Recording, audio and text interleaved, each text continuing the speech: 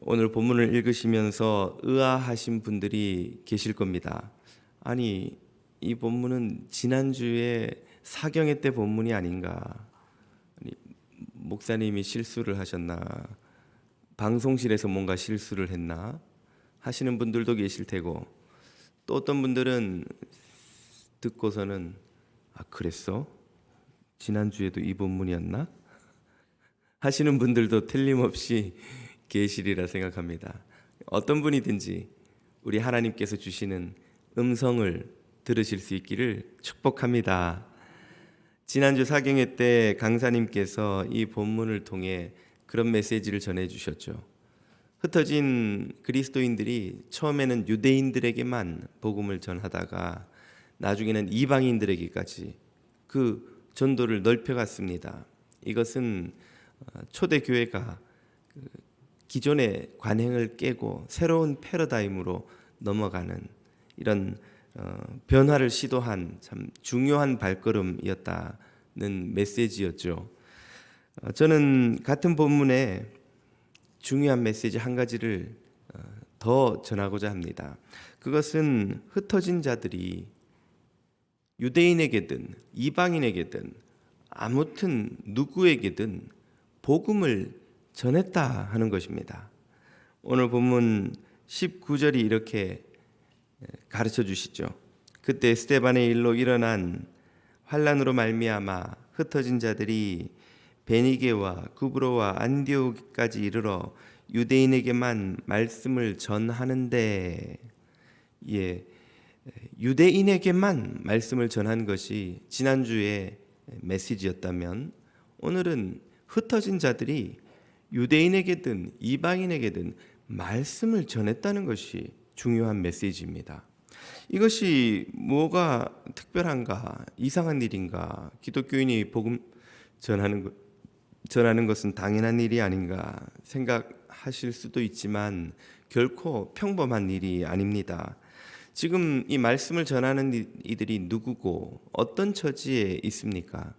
그들은 지금 스데반의 죽음으로 인해 촉발된 큰 박해, 환난을 겪은 이들이고 그 환난을 피해 목숨을 부지하고자 피한 이들입니다. 그 환난이 어떠했는지 사도행전 8장으로 먼저 한번 돌아가 보면 이렇게 나오죠. 8장 1절입니다. 사울이 그의 죽임당함을 마땅히 여기더라. 그날에 예루살렘에 있는 교회에 큰 핍박이 나서 사도 외에는 다 유대와 사마리아 모든 땅으로 흩어지니라. 사울이 교회를 잔멸할새 각 집에 들어가 남녀를 끌어다가 옥에 넘기니라. 지금 보시는 이 사진은 빌립보에 있는 사도 바울이 갇힌 것으로 추정하는 감옥 유적입니다. 저렇게 생긴 감옥에 가두었다 이 말인데, 요즘도 이건 그 로마에 있던 감옥 형태입니다. 주목하실 것은 당시 감옥이 무슨 감옥 건물이 따로 있던 시절이 아닙니다. 그냥 대제사장이나 장군이나 혹은 고위 관리의 집 땅 밑에 토구를 파고 거기다 사람을 던져 놓으면 그게 감옥인 겁니다. 한번 생각을 해보시면 요즘도 감옥에 들어가는 일은 정말 섬뜩한 일이죠. 여러분, 감옥에 갇힌다고 상상을 한번 해보셨습니까? 아마 참 인간으로서 감당하기 힘든 고난일 겁니다. 이 인권이 어느 때보다 중요한 시절인 21세기에도 감옥에 들어간다는 건 우리 마음을 섬뜩하게 만드는데, 그 2000년 전 고대의 감옥에 들어간다는 건 죽으러 가는 것이나 마찬가지였습니다. 한번 방금 보신 그 사진들의 감옥을 떠올려 보십시오. 화장실이 죄수들을 위해 따로 있었겠습니까? 조명이 거기에 있었겠습니까? 거기에 무슨 여름에 에어컨, 겨울에 히링이 있었겠습니까? 무슨 시설이 있었을까요? 감옥은 빛 하나 들어오지 않는 땅굴에 그냥 그 안에서 화장실도 다 해결해야 하는 쥐떼와 벌레떼가 우글우글 하는 곳에 언제가 될지도 모르는 풀려날 날만 기다리며 그냥 던져진 채 지내는 게 감옥 생활인 겁니다. 먹는 것도 요즘처럼 정부에서 감옥에 있는 이들을 위해 뭔가 때마다 밥을 주는 그런 시대가 아니었습니다. 감옥 밖에 있는 사람도 끼니를 해결 못하는데 감옥 안에 있는 사람들을 위해 어떤 고대 정부가 밥을 제때제때 챙겨줬을까요? 가족이 밖에서 뇌물을 바쳐가며 음식을 가져다 주지 않으면 하염없이 굶는 게 죄수의 삶인 것이죠. 그렇기 때문에 감옥에 갇힌 많은 이들이 정식 재판을 받기도 전에 굶거나 병들어서 주검이 된 채로 감옥 밖으로 나올 수 있었습니다. 많은 이들이 감옥에 간다는 건 곧 죽으러 간다는 것이나 마찬가지였던 것이죠. 그런 시절에 감옥에 잡아 가둔다는 것이 얼마나 무서운 핍박인지 모릅니다.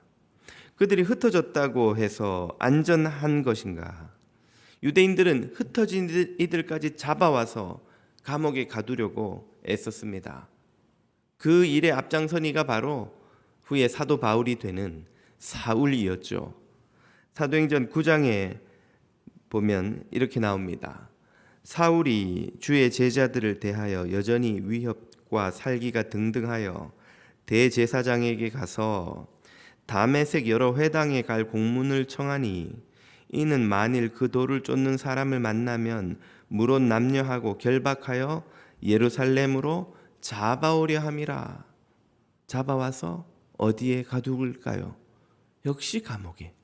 그 캄캄한 쥐떼와 벌레떼가 우글거리는 오물이 그냥 한쪽에 끝없이 쌓여가는, 언제 풀려날지도 모른 채 굶으며 병들어 죽어나갈 날만 기다리는 곳에 잡아오려고 사울이 다메섹 같은 주변에, 예루살렘 주변에 있는 여러 지역에 잡으러 간다는 것이죠. 그렇다면 자신들을 잡으러 오는 이런 이들이 추적해오는 이때에 오늘날의 난민이나 다름없는 흩어진 그리스도인들의 삶의 정황이라는 게 도대체 어떠했겠습니까? 예고하고 온 환난도 아니니 갑자기 피한 그들에게 돈이 있었겠습니까? 들고 나올 뭐가 있었겠습니까? 얼마나 막막하고 답답하고 처량하고 또 두려웠겠냐 말이죠. 그런 처지라면 그들이 어떻게 해야만 합니까? 살아남기 위해 자신의 신분을 어떻게든 숨겨야죠. 전도를 하여서 자기가 도망 나온 기독교인이라는 사실을 만천하에 알릴 일이 뭐가 있습니까? 숨죽이고 숨어서 들키지 않기 위해 살아남아야 하는 게 그들의 처지가 아니었겠습니까?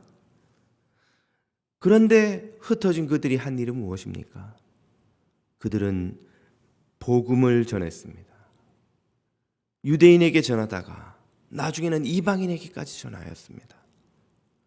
그 복음을 전하는 일은 자신들이 누구인가를 만천하에 알리는 일이요, 자신들을 잡아온 이들에게 나 잡아가시오 하는 말이나 마찬가지가 아니냐는 말이죠.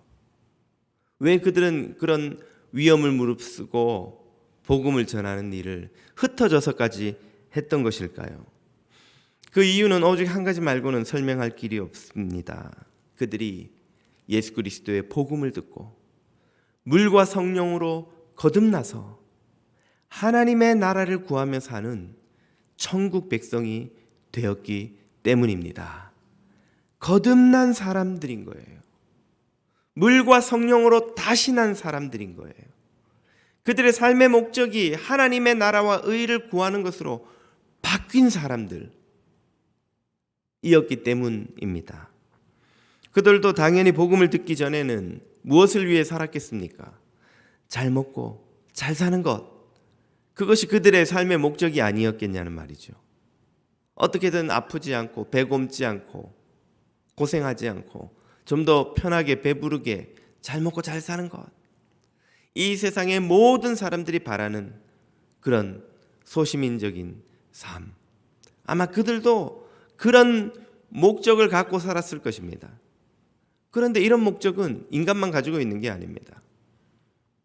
초원에서 어디에 죽은 동물 사체가 없나 찾아다니는 하이에나나 그 위를 날아다니는 까마귀나 모두가 잘 먹고 잘 살기를 바라며 존재합니다. 그들도 배부르기를 바라는 거예요. 그들도 더 먹기를 바라는 거예요. 그들도 안전하기를 바라는 거예요. 그들도 천적에게 잡아먹히지 않기를 바라고 있죠. 생각해 보면 우리가 잘 먹고 잘 살려고 몸부림치는 것이 하이에나의 그것과 까마귀의 그것과 무엇 다를 바가 있느냐는 겁니다. 우리는 단지 옷을 입고 집에 살고 더 안전한 튼튼한 곳에서 사는 것이 다를 뿐 배부르려고 존재하는 것이 하이에나의 그것이나 우리의 그것이나 다를 바가 무엇이 있겠습니까? 초대교회 성도들도 다 그것을 위해 그것을 구하며 살았습니다. 그러다가 그들은 복음을 들었고 하나님의 사랑과 예수 그리스도의 십자가의 은혜를 깨달았고 그들의 삶의 목적이 잘 먹고 잘 사는 것 이상의 것이 있다는 걸 깨달았습니다. 그것은 예수님이 가르쳐 주신 먼저 하나님의 나라와 그 의를 구하는 그것이었습니다. 그래서 그들은 자신들의 생명이 위협을 받는 그 순간에조차도 그 주님의 사랑을 전하기를 멈출 수 없었던 것이죠. 그들은 예루살렘에서도 복음을 전했지만 흩어진 곳에서도 복음을 전했습니다. 그들은 삶의 목적을 발견했습니다. 그 목적은 바로 주님의 위대한 사랑을 세상에 전하는 것이었죠. 베드로 사도는 성도들의 삶의 목적을 이렇게 설명해 줍니다. 오직 너희는 택하신 족속이요 왕 같은 제사장들이요 거룩한 나라요 그의 소유된 백성이니 이는 너희를 어두운 데서 불러내어 그의 기이한 빛에 구원의 빛에 생명의 빛에 들어가게 하신 하나님의 아름다운 덕을 선전하게 하려 하심이라. 하나님의 사랑을 전하는 것이 그들의 삶의 목적이 되었습니다. 예수님의 은혜를 전하는 것이 오늘 우리의 삶의 목적이 되어야 하는 줄로 믿습니다. 이런 거듭난 성도들, 하나님 나라를 구하는 성도들의 연합을 성경은 교회라고 부릅니다. 빌딩이 아니라, 조직이 아니라, 화려한 무슨 의식이 아니라 거듭난 성도들, 물과 성령으로 거듭나 하나님의 나라를 위해 살아가는 성도들의 공동체를 성경은 놀라운 이름, 영광스러운 이름 교회라고 부르는 것이죠. 그러므로 참된 모든 교회는 성령님이 세우는 교회입니다. 성령님이 세우신 이 초대교회는 로마 전역에 퍼져가기 시작했습니다. 예루살렘 마가의 다락방에서 탄생한 지 1세기가 지나지 않아 그들이 가는 곳마다 위험을 무릅쓰며 복음을 전했기 때문에 그 복음이 로마 제국 곳곳에 퍼져가기 시작했던 것이죠. 1세기경 로마 제국에 기독교인들의 교회가 선 곳입니다. 붉은 선은 로마 제국의 영토를 가리키고 거기에 빨갛게 색칠된 곳이 교회가 서기 시작한 곳입니다. 채 100년이 지나지 않아서 예루살렘에서 교회는 알렉산드리아와 소아시아를 빨간 지도를 좀 더 보여주십시오. 소아시아와 에페소를 넘어서 로마와 이탈리아 곳곳에 퍼졌습니다. 3세기 한 300년경 되었을 때는 그 다음 지도입니다. 이 옅은 파란색은 로마 제국 전체 영토라면 짙은 파란색은 3세기경에 교회가 세워진 곳입니다. 점점 주의 이름을 부르는 성도들의 공동체가 곳곳에 로마 제국 곳곳에 퍼져갔던 것이죠. 이 교회의 확산을 유대인의 박해도 로마 제국의 박해도 막을 수가 없었습니다. 성령님의 역사로 선교회, 성도들의 전도로 전파되는 교회, 복음의 전파를, 교회의 설립을 그 누구도 막을 수 없었던 것이죠. 이것이 교회입니다. 교회는 주의 복음을 전하는 공동체입니다. 성도는 거듭나 주의 복음을 어디서든지 전하는 이들입니다. 그런 이들의 연합이 교회인 것이죠. 오늘 저와 여러분은 왜 일어나서 이 자리에 와 예배를 드립니까? 왜 월요일이 되면 여러분은 일터로 나아가서 피곤한 몸을 이끌고 또 일을 하러 가십니까?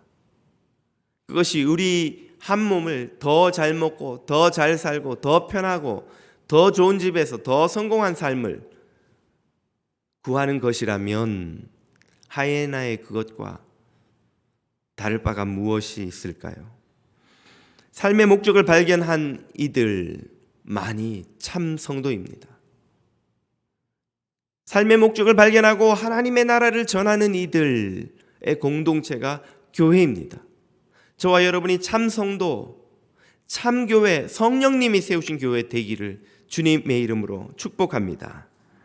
이렇게 교회가 성도들의 전도를 통해 로마 제국 곳곳으로 퍼져가는 동안 4세기가 되자 이상한 일이 벌어졌습니다. 그것은 로마 제국의 황제들로부터 시작됩니다. 313년 콘스탄티누스 황제는 기독교를 로마 제국의 많은 종교들 중에 하나로 인정해 줍니다. 이것은 박해의 시대가 끝났다는 걸 의미하죠. 이제 기독교인들은 더 이상 박해받지 않아도 되었습니다. 380년경 데오도시우스 황제는 4세기 말이죠. 거기서 한 걸음 더 나아가 기독교를 로마의 국교로 공포합니다. 콘스탄티누스의 밀라노 칙령, 데오도시우스 황제의 데살로니가 칙령을 통해서 이제 기독교는 로마 제국 전체의 유일한 종교가 되었습니다. 모든 로마 시민들이 믿어야 하는 종교가 되었습니다. 역사가들은 이 결정으로 말미암아 지금 보시는 지도에서 짙은 파란색뿐 아니라 옅은 파란색까지를 전부 복음화하는 사건이 바로 이 4세기 말경 일어난 로마 제국의 기독교의 국교화입니다. 이제 로마 제국 하에 사는 모든 이들은 기독교를 믿어야 하는 상황이 되었습니다. 역사가들은 이 사건을 기독교의 위대한 승리라고 해석합니다. 박해받던 종교가 박해하던 로마 제국을 점령한 위대한 사건이라는 의미지요. 그러나 일부 다른 역사가들은 정반대로 해석하는데 이 사건이야말로 기독교의 가장 큰 위기였다고 해석합니다. 왜 기독교가 승리했는데 위기라고 보는 것일까요? 그것은 이제 복음을 전하지 않아도 교회가 서는 시대가 되었기 때문입니다. 복음을 듣지 않고도 세례를 받는 기독교인들이 출현하고 복음을 전하지 않는데 교회가 서는 시대가 시작된 것입니다. 왜 그런 일이 벌어지는가? 황제는 기독교를 믿는 이들에게만 공직을 진출할 수 있다는 칙령을 발표합니다. 이제 로마 제국에서 출세하려면 기독교인이 아니면 안 됩니다. 많은 이들이 성공하기 위해 기독교인으로 개종하기 시작했습니다. 복음을 듣지도 믿지도 않았지만 그들은 세례를 받았습니다. 면세 혜택을 받기 위해서 많은 귀족들이 스스로 사제가 되었습니다. 정부가 기독교 사제들에게 면세 혜택을 주자 그걸 노리고 자신의 부를 지키려는 세금을 내지 않으려는 많은 귀족들이 돈을 주고 사제가 되기 시작했습니다. 막대한 세금을 내지 않아도 되는 거예요. 정부의 지원으로 이방 종교의 신전 그리고 관공서가 교회로 바뀌기 시작했습니다. 어제까지 아데미 신전이었던 곳이 다음날 기독교 교회가 되는 거예요. 어제까지 관공서였던 곳이 이제 기독교 교회가 되는 것입니다. 유럽에 가면 바실리카 양식이라는 건축 양식이 있습니다. 원래는 관공서로 쓰이는 십자가 형태의 그 건물인데 그게 기독교로 바뀌어서 교회로 바뀐 것을 가리켜서 바실리카 양식이라고 부릅니다. 교인들이 헌금하지 않아도 교회가 서는 거예요. 전도하지 않아도 기독교인이 느는 거예요. 복음을 전파하지 않았는데 교회가 세워지기 시작하는 겁니다. 로마 제국 전역이 기독교화되고 기독교인이 쏟아져 나왔고 교회가 세워졌지만 참 복음을 믿던 성도들은 이 상황에 놀라고 충격을 받았습니다. 그들은 교회 안에 쏟아져 들어오는 예수님을 모르는 이들로 인해서 당황하였습니다. 예수님을 모르는 이들이 사제가 되어 설교하는 것을 들으며 그들은 충격을 받았습니다. 많은 이들이 제국이 보호하는 교회를 떠나서 참 복음을 믿고 전하기 위해 광야로 들어갔습니다. 4세기의 수도원 운동이 크게 부흥한 이유가 바로 이런 것입니다. 복음을 전하지 않아도 되는 교회, 복음을 믿지 않아도 사제가 되는 시대에 교회는 말할 수 없이 부패하고 타락하고 정치화되기 시작했습니다. 중세가 암흑기로 불리는 이유가 바로 이것입니다. 16세기의 종교개혁이 시작된 이유도 바로 이것입니다. 끊임없이 개혁이 일어났고 크게 부흥한 16세기의 종교개혁가들은 초대교회로 돌아가자는 슬로건을 외쳤습니다. 그 초대교회는 어떤 교회입니까? 초대교회는 그런 화려한 건물도 없고 그런 어마어마한 회중도 없고 사제복을 입고 근엄하게 설교하는 그런 정치가 귀족들 출신의 사제들도 없었습니다. 초대교회로 돌아가자는 것은 무슨 의미입니까? 물과 성령으로 거듭난 성도들이 환난과 핍박에도 불구하고 예수 그리스도의 생명의 복음을 전파하며 한 영혼 한 영혼 구원하는 그 교회의 본래의 모습으로 돌아가자는 외침이었습니다. 모이든 흩어지든 복음을 전하는 교회, 사람이 세우는 교회, 권력이 세우는 교회, 정치가 세우는 교회가 아니라 성령께서 세우는 교회, 그것이야말로 모든 교회들이 돌아가야 할 초대교회의 본 모습인 줄 믿습니다. 우리 뉴저지 장로교회가 성령께서 세우신 이런 교회가 되기를 주님 이름으로 축복합니다. 오늘 이민교회가 가슴에 새겨야 할 역사의 교훈입니다. 왜냐하면 우리도 전하지 않아도 되는 교회의 시대를 살아가고 있기 때문입니다. 지금은 많이 약해졌습니다만 한때는 이민 오면 다들 교회 간다 하는 말이 있었습니다. 중국 사람들은 가는 곳마다 중국집 요리집을 세우지만 한국 사람들은 이민 가는 곳마다 교회를 세운다. 왜 그런가? 힘들고 외로운 이민 생활에 정서적 결핍, 또 실질적 어려움을 도움받고 위로받고 할 곳이 교회만한 곳이 이민사회에 없었기 때문이죠. 어느 이민사회든지 한인단체가 크게 부흥한 곳이 별로 없습니다. 한인들은. 그에 비해서 교회는 많은 사람이 모였습니다. 헌금이 모였습니다. 교회 가면 정보도 없고 위로도 없고 일주일 내에 한국말 한마디 못하고 영어 하면서 무시당하고 속상하다가 주일에 교회 오면 마음껏 한국말 하면서 한국 오는 것 같은 느낌. 이민생활의 외로움을 달래주는 그런 위로를 얻는 곳, 그런 곳이 교회였습니다. 이민자들의 정서적 결핍을 채우고자 하는 필요가 있었던 곳, 그것을 채워주는 곳이 교회였던 것이죠. 그런 필요가 성장을 우상으로 삼은 목회자들의 필요와 만났습니다. 한국교회는 고도 성장기에 성장하며 성장을 우상으로 삼은 교회라 할 수 있습니다. 한국교회 목사들의 모두라고 할 수는 없겠으나 많은 목사들의 목표, 우상이 성장이었습니다. 한국교회에서 즐겨 부르던 할 수 있다 하시니는 나의 능력 주 하나님, 이 찬양을 부를 때 목사들은 대형 교회를 꿈꾸면서 부릅니다. 교인들은 아메리칸 드림을 꿈꾸면서 부릅니다.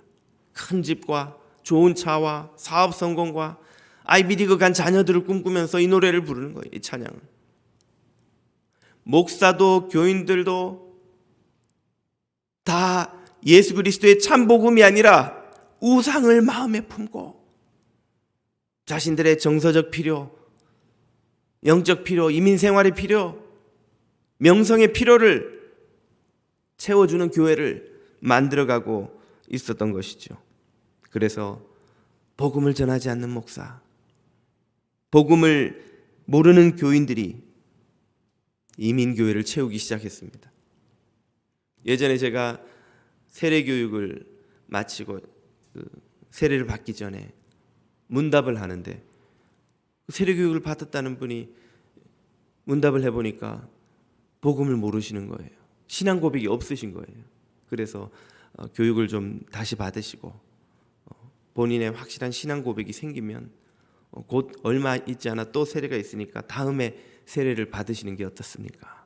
했더니 그분이 굉장히 불쾌해하면서 화를 내시는 거예요. 아니, 이 교회는 세례 받는데 무슨 신앙 고백이 필요합니까?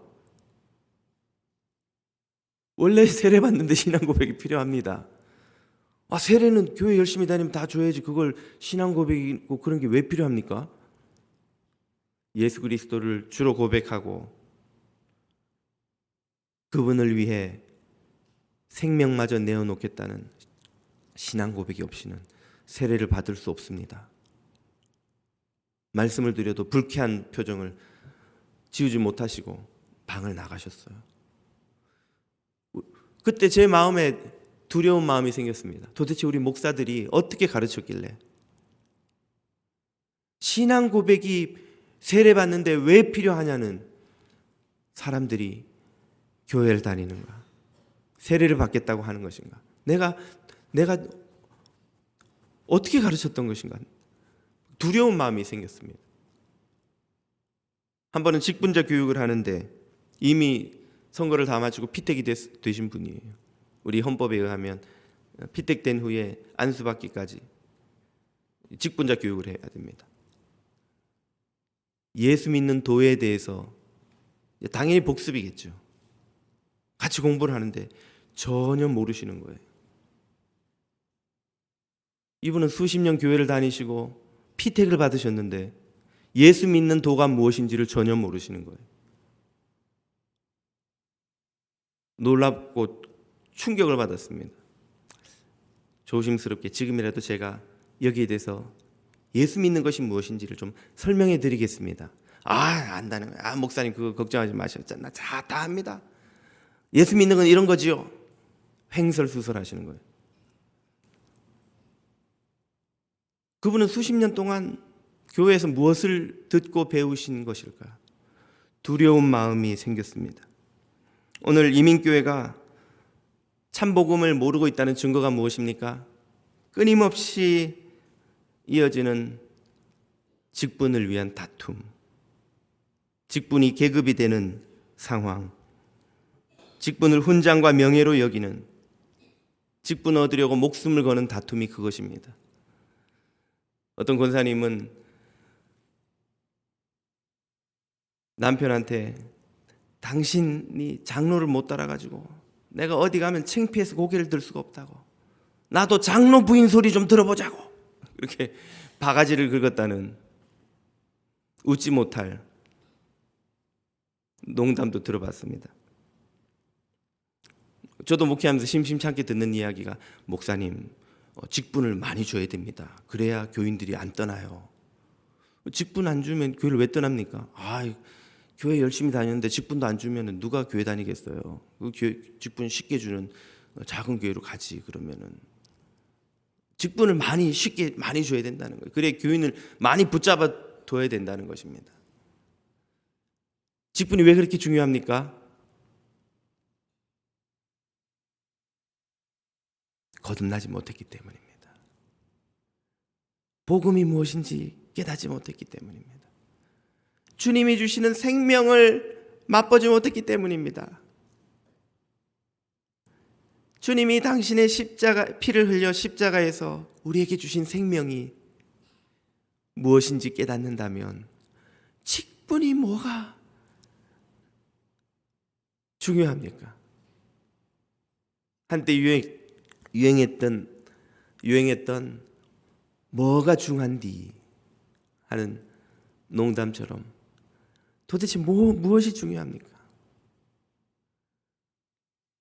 도대체 왜 우리는 교회를 다니는 것입니까? 이민교회 영성이 중세 그것보다 크게 나을 것이 없는 상태가 아닌가요?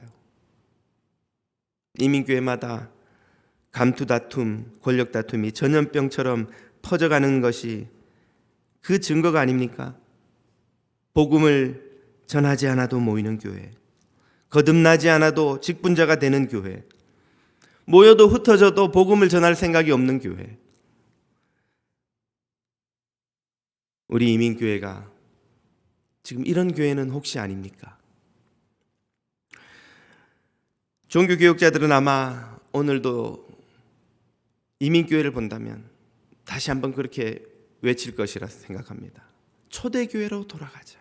모이든지 흩어지든지 예수 그리스도의 복음을 전하는 교회. 거듭난 성도들이 하나님의 나라와 의를 구하며 성령이 세우신 교회. 하나님은 우리 생명의 근원이십니다. 예수님은 우리 믿음의 이유이십니다. 성령님은 참된 교회의 기초이십니다. 오늘 우리가 이 이민 생활을 살아가며 교회 모이며 예배하는 이유는 더 성공적인 이민 생활을 하고자 함도, 외롭고 쓸쓸한 이민 생활의 위로를 얻고자 함도,